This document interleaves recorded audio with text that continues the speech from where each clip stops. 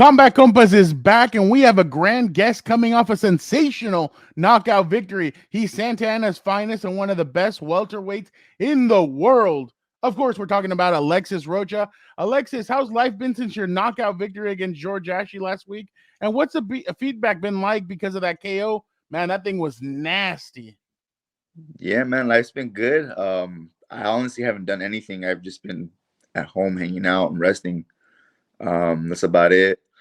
And yeah, man, it was a really good knockout. I think I needed that knockout to get the buzz going about who I am. Yeah, Alexa, you got me to my next question. And I was going to ask you, what do you think that performance said about you? Because, boxing fans are starting to get to know you. You're a rising contender in the welterweight division. And this Yeah, knockout, this right hook right here, man, was yeah. nasty. So, one, tell me what you think you showed people. And can you take us through this knockout right here? Yeah. I mean, I'll take you to the knockout. The knockout. I just wanted to slip his right hook. I mean, right uppercut. I knew I wanted to slip a punch and just counter him with the right hook and explode, and then landed flush.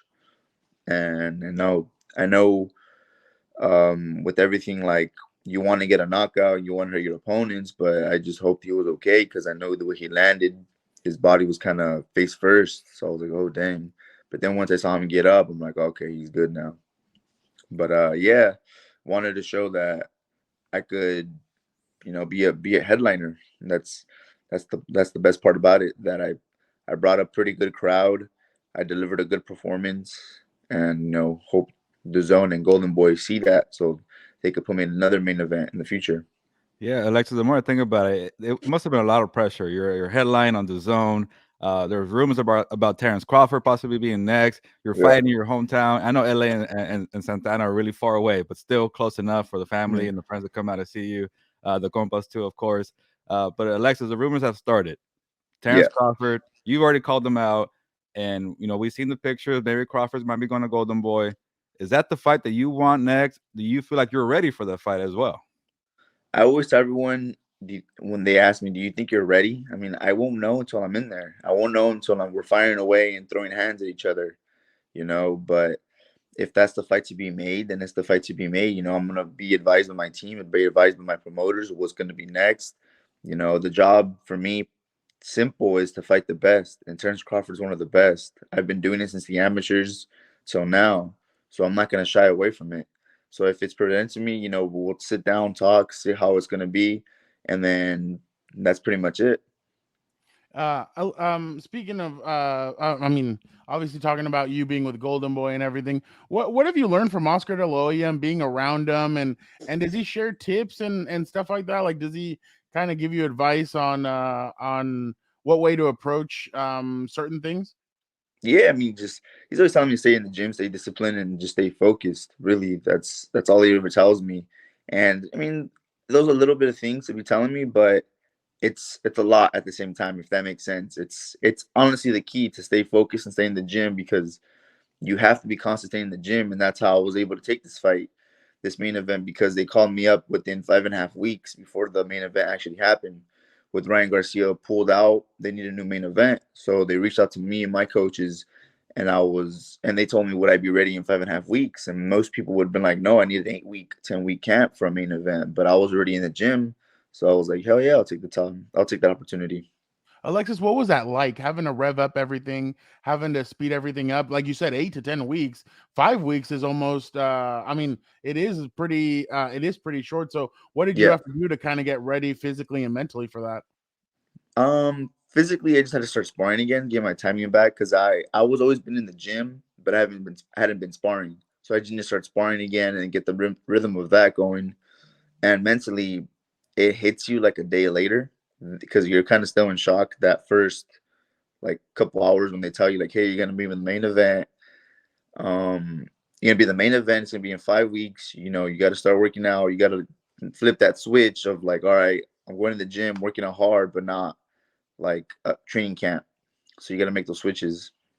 Alexa, speaking of sparring, man, I was reading a couple of stories about you. You had a few already in the OC Register. A great story about you and your brother Ronnie Rios, and Mark Wicker, the one that wrote the story. He mentioned that you spar with Canelo Alvarez, Manny Mhm. Pacquiao, Mikey Garcia. Man, that's a very decorated list right there for you to get Yeah. ready for this moment. What did you learn from those sparring sessions, and I guess, put you on the spot, man. Who gave you the toughest challenge out there, or how was it to kind of get these learning lessons in the ring? I mean, they're all tough. I can't really say the toughest because at that point they're all tough. Like Manny Pacquiao had me for a 5 week camp. They're all tough. I can't really say who's the toughest really, but you just start learning more about yourself that you can hang in there with the top guys, and yeah, they're strong, but I'm just as strong as them, you know. Yeah, they hit hard. I mean, they throw fast punches. I throw fast punches as well. So it tells you a lot about yourself really when you're in there, how the way you think, and that's pretty much it really. But yeah, I've been very fortunate and very blessed to share the ring with a lot of big fighters. And Alexis, you make a good point. Like you don't know until you get into the ring with Terence Crawford, you're gonna be ready. But all you could do is put in the work, have the experience, and you already had that headline fight. You got knockout power. But just studying the guy, he's a veteran in the game, very savvy. People call him one of the nastiest fighters in the ring. You could Yeah. beat with southpaw, right, whatever it is. What do you see from him, and what can you do? You think to kind of take advantage of some weaknesses if he has any, because it's tough. Yeah, no, it's very tough with Crawford. There's hardly any weaknesses you see in them, so that's going to be interesting. But he has experience on his side, and I feel like I'm getting the experience because I remember me barely starting to box. I was probably like 12 years old. I was watching him versus your Dennis, no, versus Gamboa when he fought 135 pounds. I remember watching that fight like, damn, this guy's good. And I was 12 years old, so that's about 13 years ago. So he's been a champion as long as I've been boxing. So it's cool, but you know, when you what's that saying? When your idols become your rivals, that's pretty tight. Yeah. Yeah, but yeah, but you just gotta like really see what. I mean, I haven't really studied film on him, so I guess I gotta like look at film, see what his weaknesses are or whatever. But as of right now, there's nothing really there. I mean, as weaknesses, Before Go one more ahead. question, Fran. Before I ask you, about getting the keys to the city, because I found out, and that's pretty cool for you, man. yeah, Being from Santana or Santana, you gotta get it right, right? People tell me that yeah. you can't say that Anna. But for you to get the keys to the city from there, what does it mean to you? And also, kind of just take us back to your childhood, man. Like you mentioning watching Crawford as a kid. Like, who are you watching as a kid, and what does that city mean to you? I mean, I'm born and raised from Santa Ana, and just for them to acknowledge everything, all the hard work I've done for the past 13 years, it feels really good, man. If I don't even know where to begin to say how grateful I am for this, and how blessed I am, what God blessed me with, for everyone He's put in my life, and the opportunities He's given me these last 13 years, or my whole life, I should say. But growing up in my childhood, I would, like I told you, I don't know if maybe you know my background. I was like 11 years old, 205 pounds. I wasn't very athletic. So to start boxing, to just lose weight and to be where I am now, it's crazy. When I've heard before boxers say that the longest road is that walk from the locker room into the ring. Are you one of those people that feels that way, or kind No, of what's your mindset when you're walking from the locker room into the ring? my mindset, just to have fun with it, really. Because back then, yeah, back then I would put so much pressure on myself that I would think like, oh, I got to do this. I can't get hit. I got to do this, blah, blah, blah. I'd put so much pressure into myself. It not almost folded me, but I would just add more pressure on me, really. And now it's like, I wish the ring walk was longer so I could soak it in more, because it goes by quick when people think like that walk's long. It is long in a sense, but it goes by so quick because everything goes by quick. When you have your headphones on before the match and you're getting warmed up, what are you playing? What's in the headphones? What's the music playing? Oh, we're bumping everything. We're pumping Grupo Firme. We're bumping Bad Bunny. I don't have headphones. We just listen to it all together. The Grupo Firme, Bad Bunny. Oh man, we play anything. Did you go to Bad Bunny's concert while he was out in LA? No, I didn't, man. I wish I did, but ticket prices were crazy from what I heard. Yeah, yeah. You had to sell an arm and a leg to get I those, but heard, yeah, man. And just to get a nosebleed ticket, I'm like, I don't know. I'd rather get like not a front row, but close by. But those were like a couple $1,000. So I'm like, nah, I'll pass on this one. It was You need probably Oscar to buy the tickets, La man. Renta or Bad Bunny I tickets. know, right? We're Which going the one? Bad Bunny route. Yeah, not eat for a week or a Bad Bunny ticket. Alexis, last question. Obviously your brother Ronnie Rios. What does he mean to you, and how has he helped you throughout your boxing career?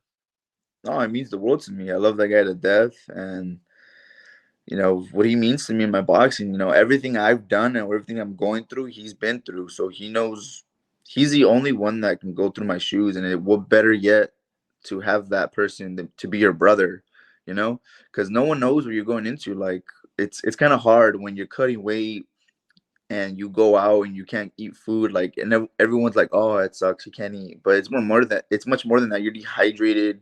You're a little cranky. You have to watch what you're eating, what you're drinking.